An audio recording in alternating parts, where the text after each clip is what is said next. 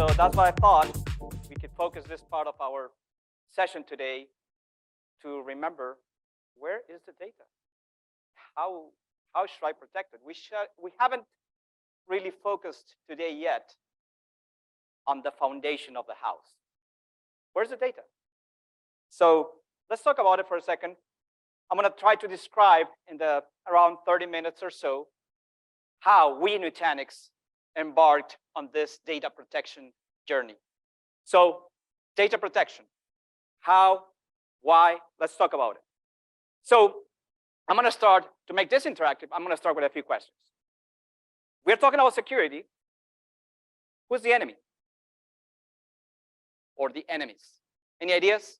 Who is my worst enemy? I am director of IT, I am CIO, give me the title you want. I am in charge of protecting my home, my house, my data center. Your employees, did you hear that? Thank you. So I decided to think about, and this is not Nutanix as a company who thinks this is myself. I have two enemies, at least looking at things from the infrastructure side of things. I have, one of them is complexity, right?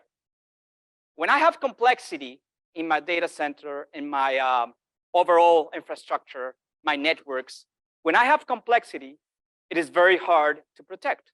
It is a simple rule, right? If I don't trust, let's say, my patching system, I prefer not to touch it.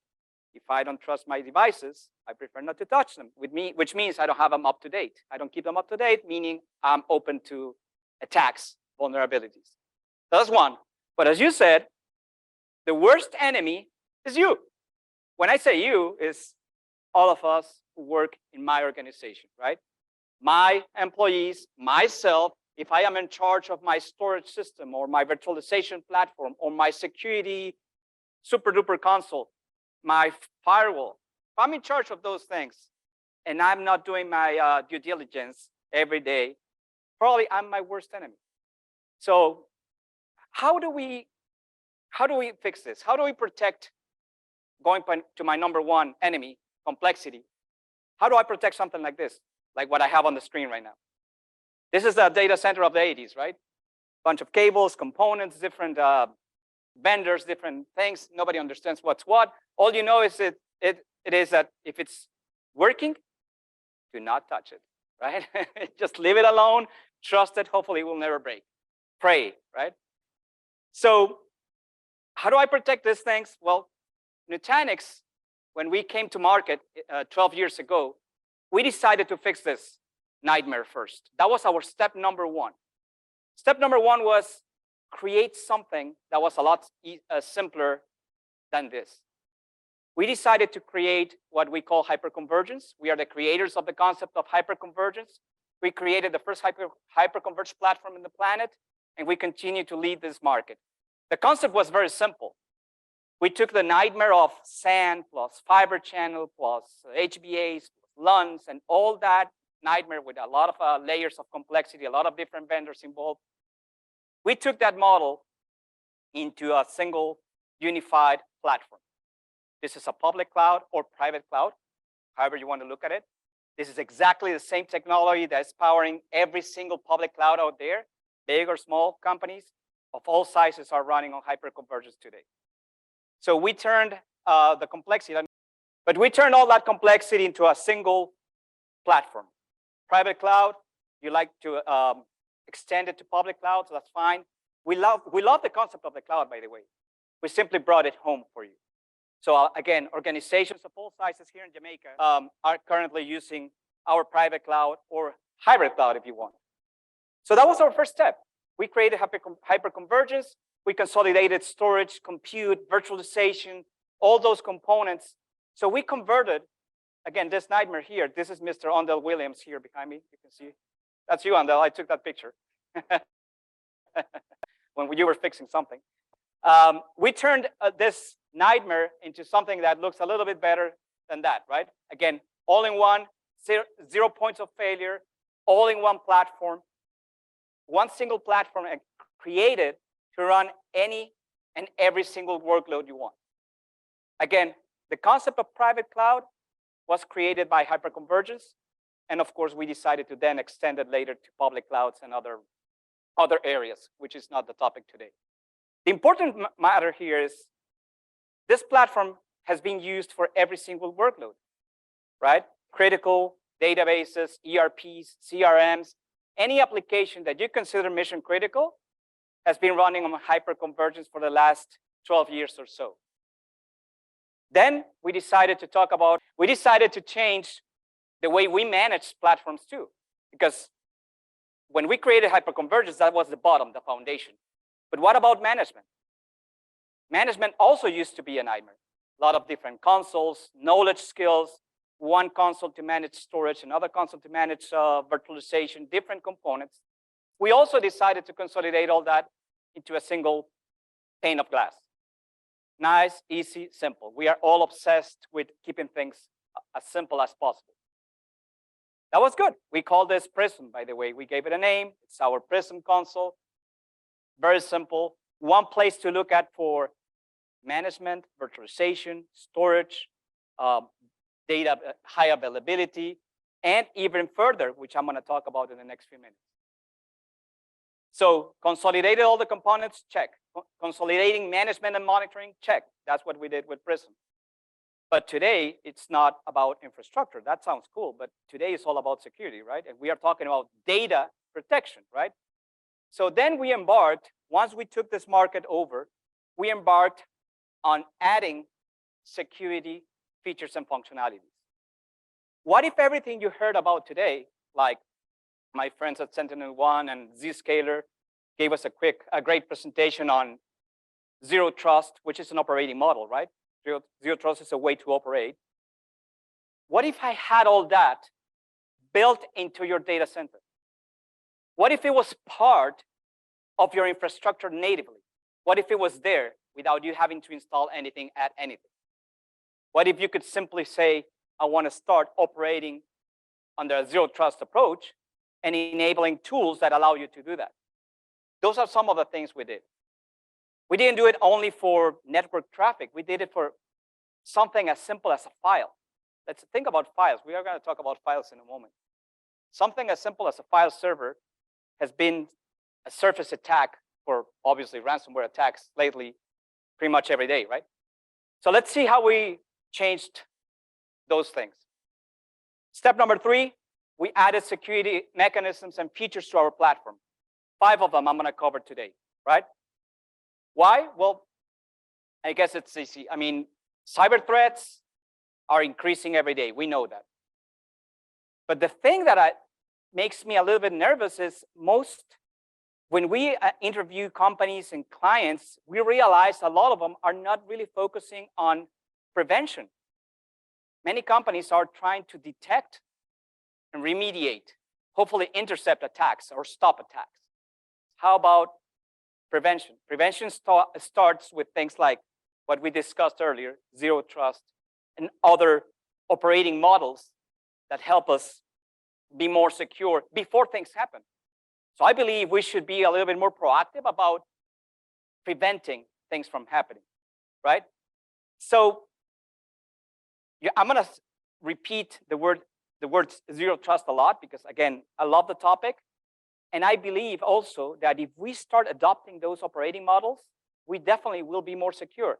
Is it convenient for the person or individuals who operate the data centers? No, of course not. Nobody likes more secure environments because I have to deal with many passwords, many usernames, different password restrictions and whatever. I know we don't like that, but that's unfortunately the only way to get to a little bit more secure environment. So yes, we want to help you. And Nutanix, in our Nutanix hyperconverged platform technology, we decided to help you in all 3 areas, right? Prevention, not only detection and remediation, which obviously we need to help you there, but we want to help you with that prevention. So let's talk about 5 ways or 5 things we did in our platform to help you be a little bit more secure. When you adopt Nutanix hyperconvergence, not only you simplified your data center, not only you saved a lot of money, of course, that's easy to know. When you consolidate, it's easy to save. not only you made your lives and your IT people lives easier, but you also made it a little bit more secure if you start adopting some of these features. Number one, easy, right? Encryption, data encryption. Somebody mentioned encryption earlier today. Do we have to encrypt data?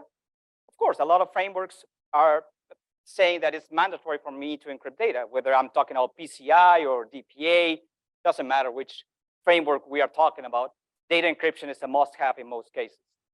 Good news is, when you have Nutanix, you automatically purchased a platform that software-defined allows you to encrypt data. It doesn't matter what kind of drives I use, so I'm going to talk about that too. And I also talk about microsegmentation as a key component to Zero Trust. I'm going to talk about some storage services that we added to the platform, so you don't have to have different storage solutions in addition to your hyper-converged platform. I'm going to talk about a product called Security Central and our technologies for business continuity and disaster recovery. So let me try to cover those 5 topics quickly. Again, the first one is very self-explanatory, right? Data at rest encryption. Good news is it's not only about installing a tool, downloading it, buying it, start encrypting data. Where do you manage those encryption keys? Data at rest encryption means a key management too, right? So I have to have a key management system. Do I use an external system? Do I have to buy one? Good news is no, you can encrypt data today in Nutanix, partially or fully across the entire data center. It's up to you. You select the machines or the volumes or the file systems that you want to encrypt. You don't have to encrypt the whole data center. And if you're going to do this right, which I know you will need a key management system, as I said. Good news is it's all built in. It's part of the platform, or bring your own. If you like the idea of using your own key management system, be my guest. At the end of the day, we work with standard hardware. I don't need to use special drives. A lot of platforms require special self-encrypting drives. I don't care if you use standard spindles, SSD drives, NVMEs, any drive, any standard drive in the industry. We aggregate them all into a virtual pool, virtual storage pool, and we allow you to select what you want to encrypt. Again, all software-defined, not specialized hardware to use at all. That's for data encryption. Any questions so far? Comments? I'm going to have to start asking questions, I think. All right. So again, just remember, data encryption with built-in key management system, partial or total across the data center, built-in. No questions asked there. Of course, data encryption follows all the standards and the high encryption. What is the name I'm looking for? All the regulations like military standards required for encryption and so on. So that's easy to, I guess that's easy to understand. But let's move on to something more fun. Microsegmentation. Again, as I was hearing my friends talk about Zero Trust, I was thinking immediately microsegmentation, because again, to me, it's a key component to really get to a Zero Trust approach. Sometimes people ask me, what is microsegmentation? My best example, my favorite example is how what happened with the pandemic when we were traveling, right? How did we used to travel on a plane? I like to say that we used to trust each other, right? I used to get on a plane and start talking to the person next to me, and we immediately got into a conversation. That's before the pandemic, right? This is us before the pandemic. What happened after COVID-19? Nobody trusted each other anymore, right? That's what happened. Now, everybody talks to each other. People are not even looking at anyone. And basically, I don't trust that person next to me. Bottom line. Apply the same principle to your systems. Think about your applications. Think about your virtual machines. Think about servers. I love one of the slides that I think it was Ariel. Ariel showed a slide that I really liked with the 2 network ports segmenting traffic. I love that one. So think about your systems that are coexisting in the same flat network.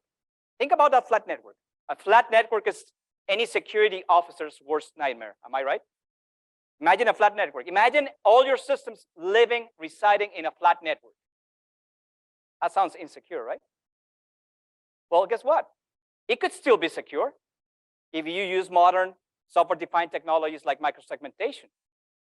And let's try to understand why.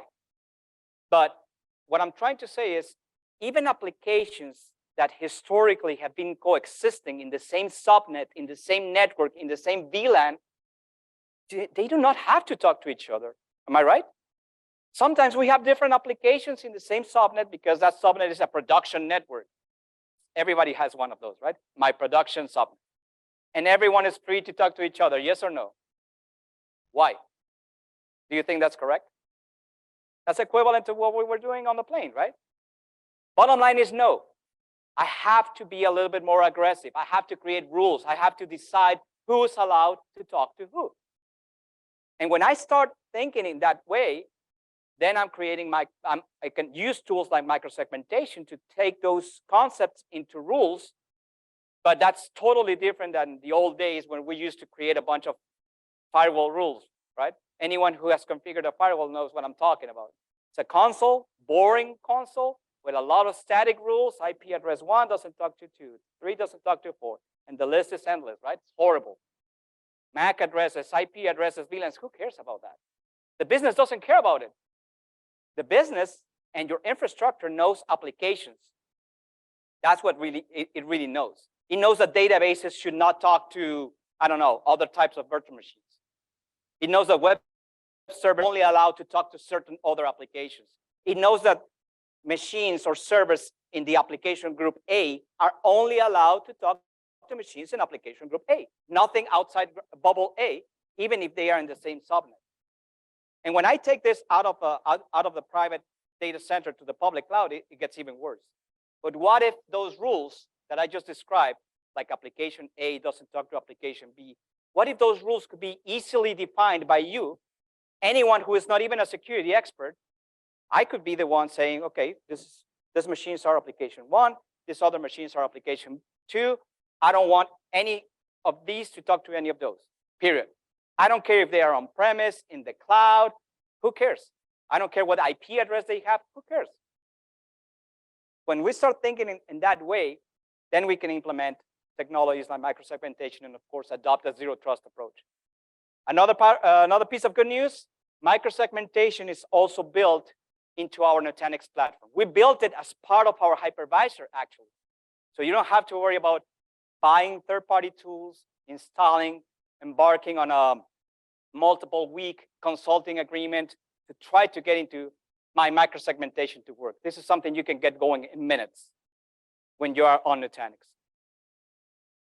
Again, you can start as simple as step number 1, visualize who's talking to who.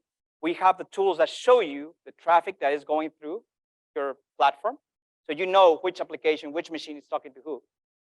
Then you decide which flows are valid, and you decide this is good, mark it as green. You decide which one you want to start blocking, block it immediately. And then you start creating your rule set. The good news, again, is the rule set is dynamic, so it doesn't matter where the machines are, main data center, DRs, disaster recovery site, public cloud, private cloud, who cares? Those rules will follow those workloads anywhere they want. That's a little bit of microsegmentation. Isolate environments, isolate applications, isolate something as an individual virtual machine if you want, down to protocols, ports. However, how granular you want to be doesn't really matter. The tool allows you to do all that. Again, all part of your infrastructure without any third-party tool added. Right? Okay, that's a little bit of microsegmentation. That was number 2, right? Number 3, storage services. Yes. So number 1 was data at rest encryption. Number 2, microsegmentation. Number 3, storage services. We knew we created a great platform for virtual environments. We created a very solid file system that is secure, that is used by military agencies. We became, again, the number 1 hyper-converged platform in the world, but we knew our customers needed more. We asked and we realized every single customer out there had file servers. Who doesn't have a file server here, right? Whether it's the traditional Windows machine sharing a bunch of folders and files, which all of us have, one day done, or something in the cloud, 365, whatever, or if you're a big organization, maybe you have a lot of money spent on a big NAS with a lot of drives sharing folders too, right? We also realized people started to show interest in object storage. Anyone here not familiar with object storage? Hands? Everybody knows object storage? So, yeah.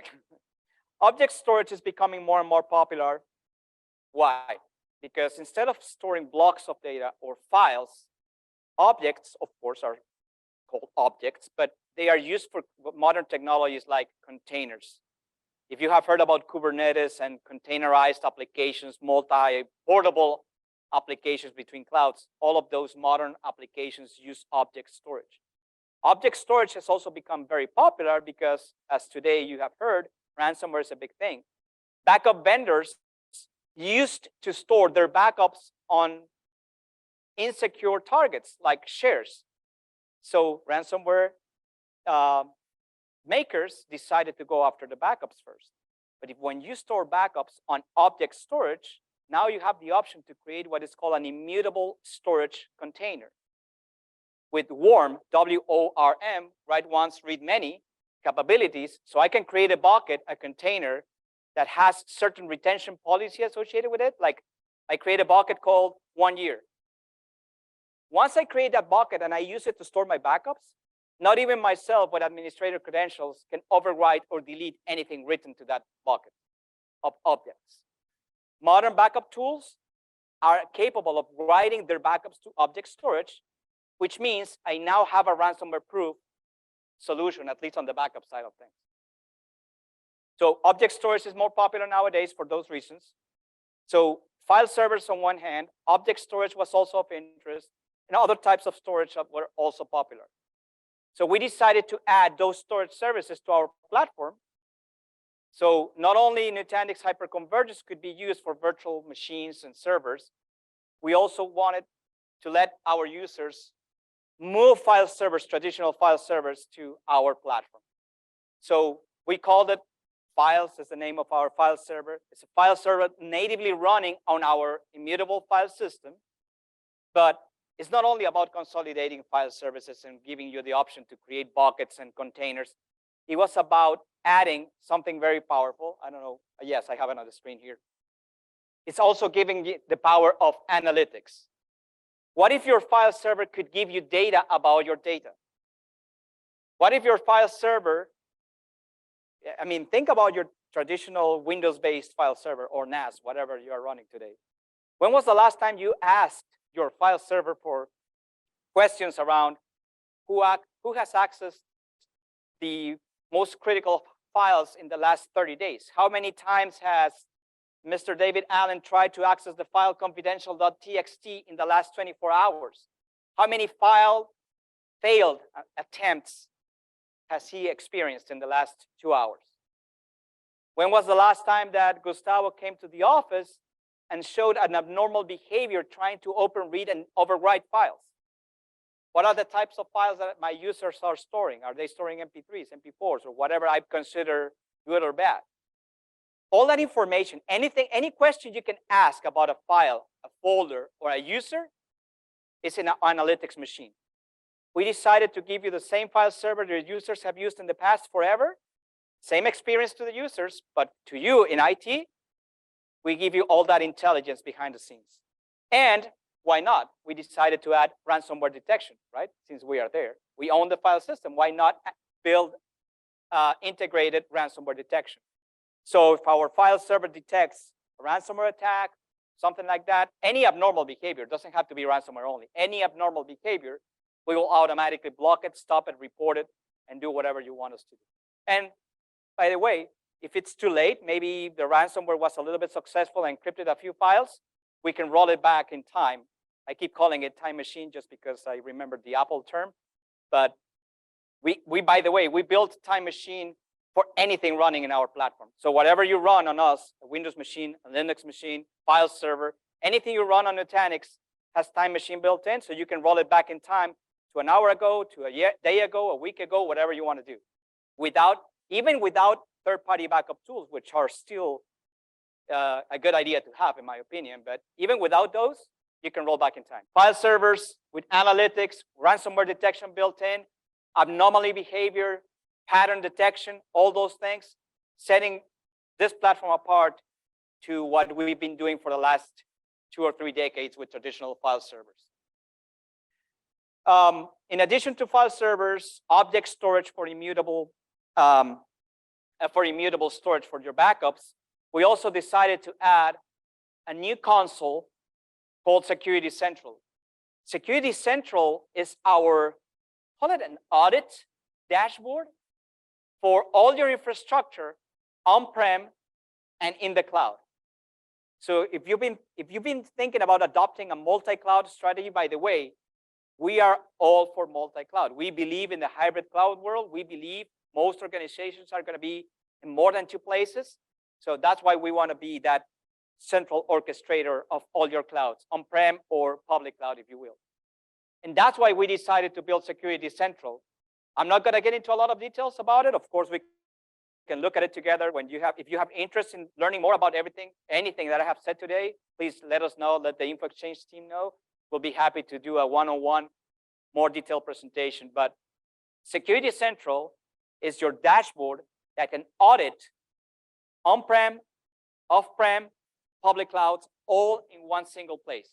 So if you want to have that PCI certification or DPA certification and make sure you are in compliance with any of those frameworks or rules, from an infrastructure perspective, Security Central is your dashboard, built and created by Nutanix.